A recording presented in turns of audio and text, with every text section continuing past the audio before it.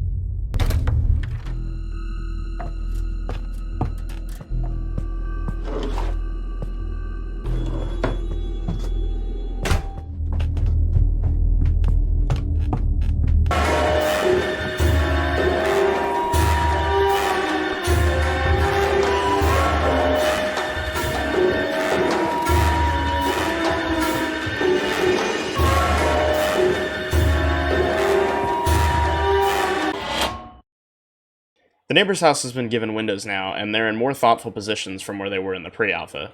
I mean, I love the pre-alpha, but come on, you guys could have at least tried to make the window placement not look so random. When I add the upper floors, the window placement might change. Right now, these are just placeholders. There are also several new objects and paintings taken from the prototype and Alpha 1.5. The boiler is interactable, even though it doesn't do anything right now, but let's just ignore that part.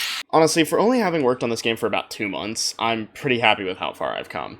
I've said this a few times before in comments, but the first public version of the game will basically just be a updated pre-alpha, only one floor, and I'll use feedback from that first public version to fix bugs and make changes. For right now though, before I end this first devlog, I want to talk a bit about the development itself. Prior to working on this game, I had no experience with game dev whatsoever. I knew basic things from modding GTA 5 and editing lines of code to make custom cars spawn in traffic, but that was as far as my knowledge went. 2 months later, I still know basically nothing, but now I kind of understand how stuff works.